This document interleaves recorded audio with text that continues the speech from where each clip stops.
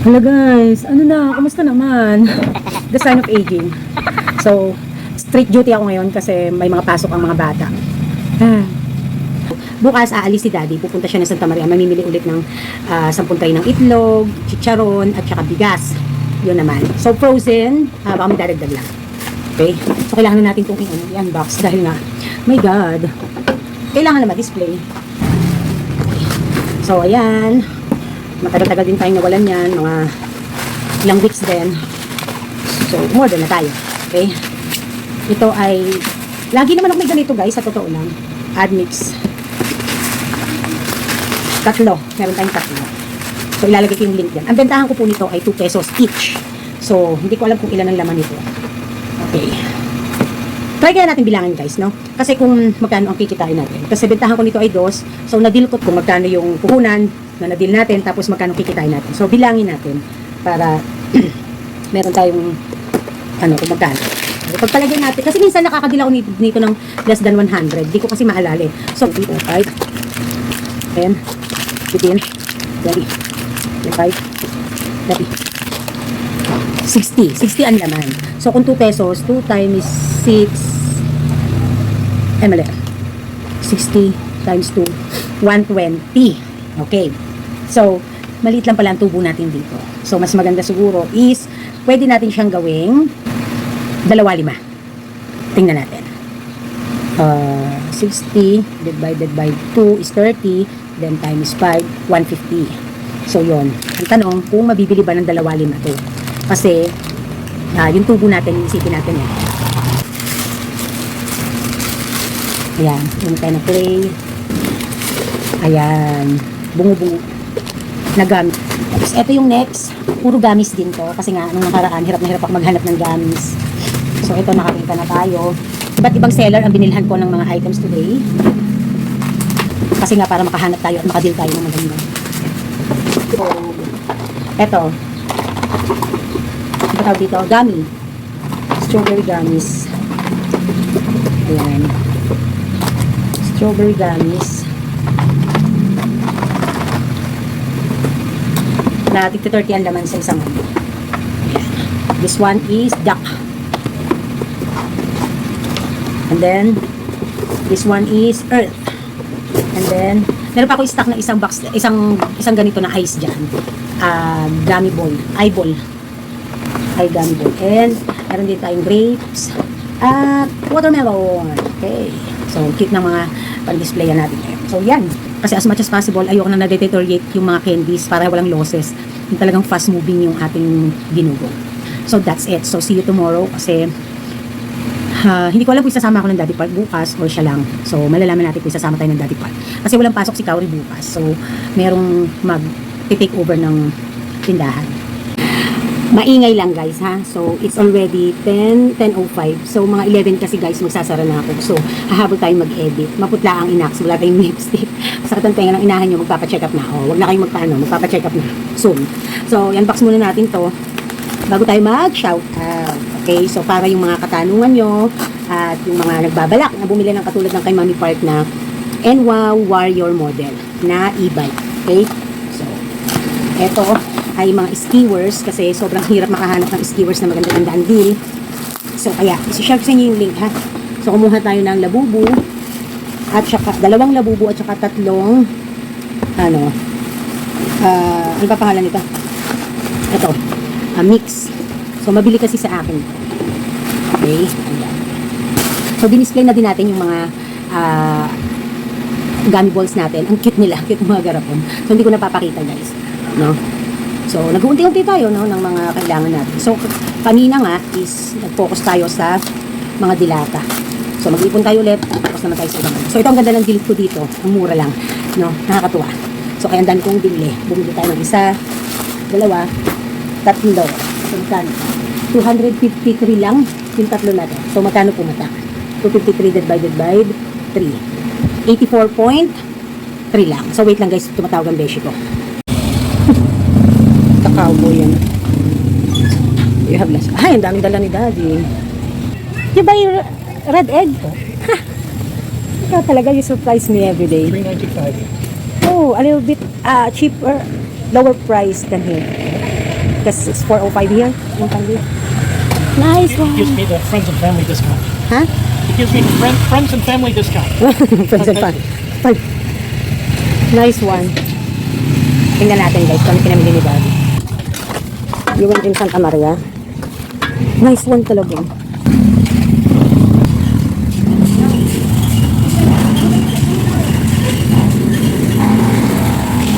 Did you get the regular size? Special and 2 special, 1 large. Okay. And then we got 3 bigas and 10 tray of egg and canned goods. We focus on canned goods and noodles.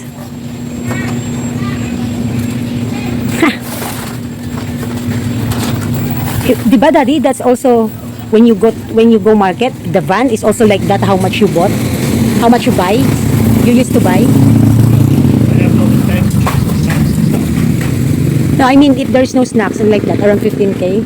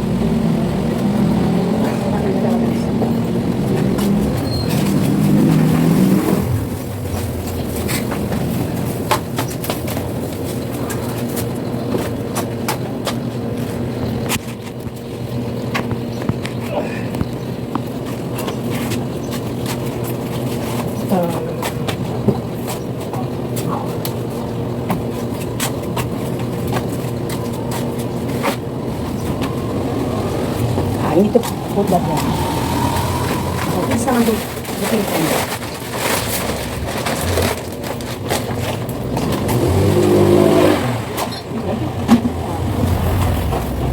Give me a good lunch. Leave the garbage at the house. 7 times I've asked here. I have 3 days since I've been back. Clean up the garbage today.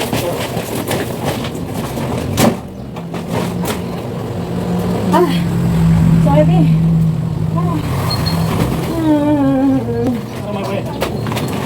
I'm not in your way. I'm with you all the way.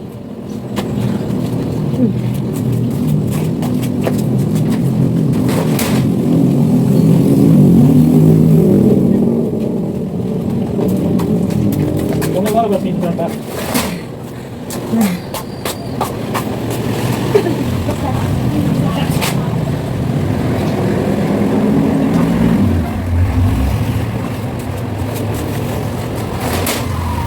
There's mantika here, no? Oh, So I don't have to jump. Ooh, it's so heavy. welcome back presents. Welcome back present. Should I open it now? Presents are meant to be open. Seriously? We always break kasi our welcome back present. Daddy talaga. Thank you, hon. Lots of needs for sardines are mine. I thought you're not eating sardines. Huh? I thought you're not eating sardines. Ha? Sardines? Kasi sometimes I have to eat my meat. It's kasi saying that you're Sardines, mackerel. So I want to cook sardines menu. Sardines, mackerel, salmon.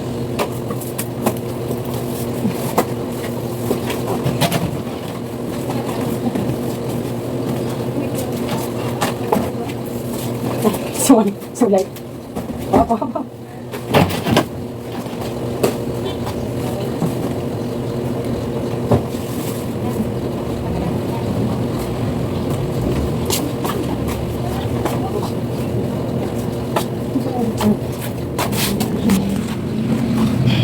So, that's it. Chura. We both exhausted. The oldies are Speak for yourself. Ha? Naku, daddy, admit it. You told me, acceptance is the key. So, mag-iipon naman tayo para naman sa mga dito naman ang mga pan-display at saka sabon, shampoo. So, we sell and earn, and then also for some liquors. So, yun lang, ganun lang. Etsura. O yan walang filter yan. Hiningal ako. Sige.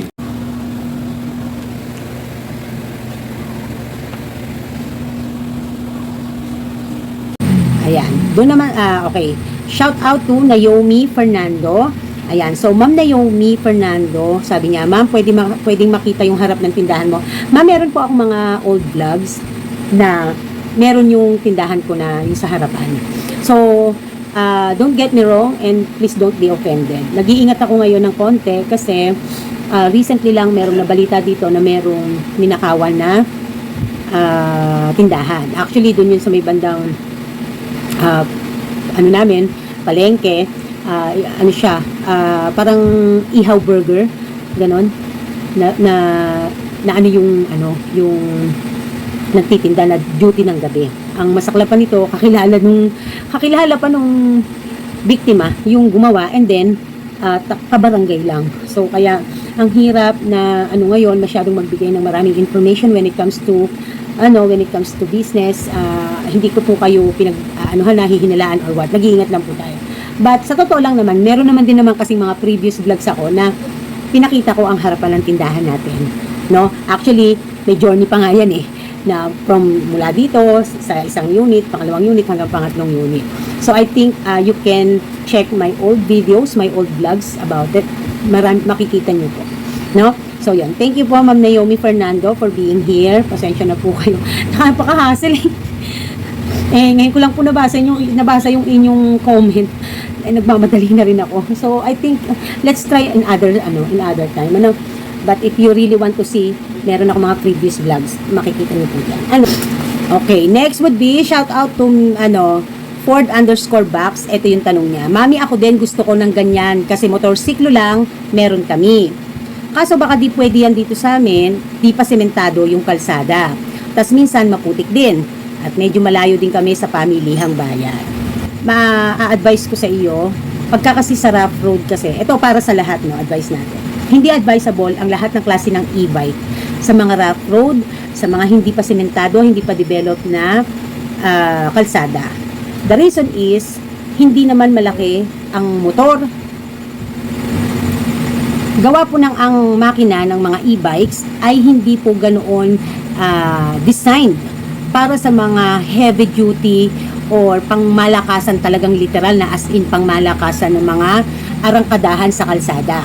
So, siya ay advisable lang sa mga developed na kalsada, sementadong kalsada, pantay na kalsada hanggat maaari. So, kung may mga hills or may mga humps, but at least ito ay sementado.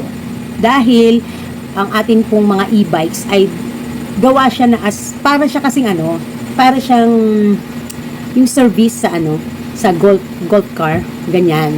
So, kaya hindi siya advisable. At lalong sa mga mapuputik. Kasi, ang makina niyan ay medyo especially yung Warrior, yung yung unit natin, yung model natin, naka-expose yan. So, hanggat nga maaari ay hindi yan mababad sa baha, hindi yan balutan ng putik, kasi napakahirap niyang linisin, and at the same time, ay iniingatan natin yung makina na magkaroon ng kalawang, magkaroon ng problema, magpagbabara, para maapektuhan yung ganda ng takbo. So, I would advise, kung ang motor nyo ay yung mga pangmalakasan, mga 125cc, ganyan, or 150cc, mas maganda lagyan nyo na lang ng kulong-kulong o yung tinatawag na kulong-kulong o tora-tora na motor. Kasi, yan talagang pangmalakasan. Pero kung ang motor nyo ay hindi ganoon, mas maganda siguro na kung magpupundar na rin lang kayo, ay yung pangmalakasan na, kaysa Warrior ang bilhin nyo. Ako, mas practical ako kung sa mga sitwasyon nyo. Kasi, may encourage ko nga kayong bumili nito, pero hindi naman pala talaga akma sa inyo. So, hindi gano'n ang pag-i-influence. So, mas maganda bumili kayo nung kung gagastos na rin lang kayo para sa Warrior, gumastos na lang kayo sa tamang sasakyan na po pwede nyong gamitin sa lugar nyo. Okay? So, ang Warrior po, ang cash ay 61,000, almost 62,000. E konti na lang idadagdag nyo para magkaroon kayo ng isang full set ng mga 125cc or 150cc para mas maganda ang laban na single motor, at pagawan nyo or merong na nabibiling ready-made ngayon, customized, pwedeng customized or ready-made na kolong-kolong or tora-tora. Dito po kasi sa lugar namin, tora-tora kung tawagin. Sa iba po kolong-kolong. Yung may bakal na sidecar sa gilid, sa ano, na instead na halimbawa, instead na tricycle, bakal. So, yon. Mas advisable po na ganun ang gamitin nyo sa ganyang mga klaseng lugar kasi yun talaga panghatak, pangmalakasan. No? Nagastos na rin lang kayo. So, yun lang ang po pwede nating ma-advise dyan. Kasi talagang ang e-bike ay para yan sa mga road na develop na, sementado, no? Hanggat nga maaari, maiwasan na sa hills. Pero, dito po kasi sa lugar namin, may mga matataas na lugar. Kasi, ganun-ganun to itong lugar namin. Pero, meron kasi nasiset naman yan na high, medium, low sa takbo mo. So, pwede kang low lang kapag pantay lang ang kalsada or medium. Kapag alam mo medyo matarek, medyo mataas, ay pwede mong iset sa high. Ganon. However, sa mga katulad pa rin na mga rough road at saka maputik, ay hindi ko siya ina-advise, no? Lalo na kung biglang may stock up yan. Yung arangkada, malakas makasira ng baterya at ng makina ng ating e-bike. So dun sa mga nagbabalak, tulad ni Ma'am Ford _box, gusto niya, pero kailangan dapat kino-consider din natin yung kung ano yung klase ng lugar, kung nasaan lugar tayo. Yung layo kasi medyo kakayanin pa, feeling ko But yung sasabihin natin na kasi ang Santa Maria dito medyo malayo din kabilang bayan pa. Imagine niyo ang papunta nasa depende pa yun nasa 12 to 13 hanggang 15 kilometers. So kapag ka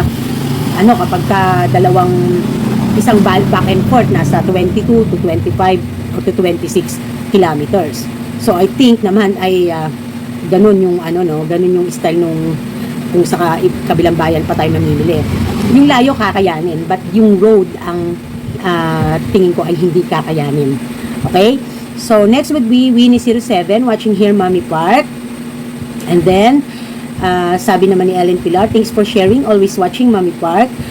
Arlene Gonzalez, gandang umaga po, Mommy Park. Mag-for good na ako this coming December 5. Dahil nakita ko or napanood ko ang video mo nyo nang bilhin nyo ang inyong e-bike, nagkaroon ako ng idea na bumili din para matuto ko mag-drive. Palagay ko, madaling matutong mag-drive ng e-bike kasi po, kung magkakasakit din ang asawa ko, sinong mamamalengke? Kaya plano ko din bumili niyan para mag-aral akong mag-drive para in the future. So, ayan.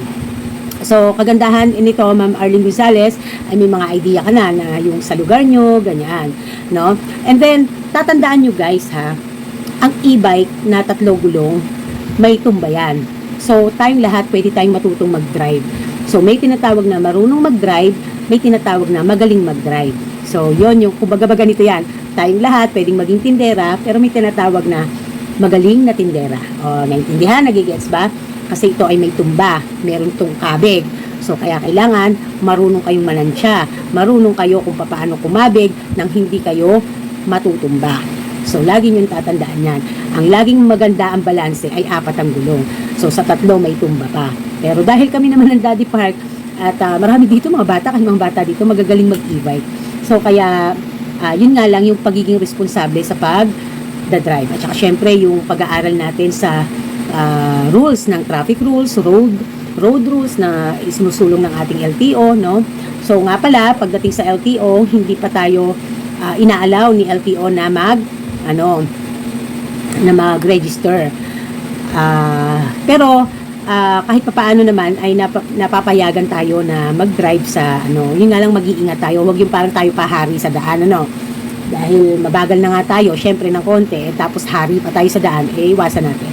So merong ibinibigay ang NWOW na kung sakaling magkaroon na ng amendments when it comes sa batas sa e-bike na dapat na irehistro, ay may ibibigay tayo sa kanilang papers. Actually, yung mga staff ng NWOW, they will explain that to you upon purchasing, upon availing the unit. Any e-bike na, at kahit anong tatak sa tingin ko, ay ini-explain nila yan. Kasi syempre, hinahanda din nila ang kanilang mga kliyente doon sa mga possible na mga pagbabago, mga amendments sa batas kalsada.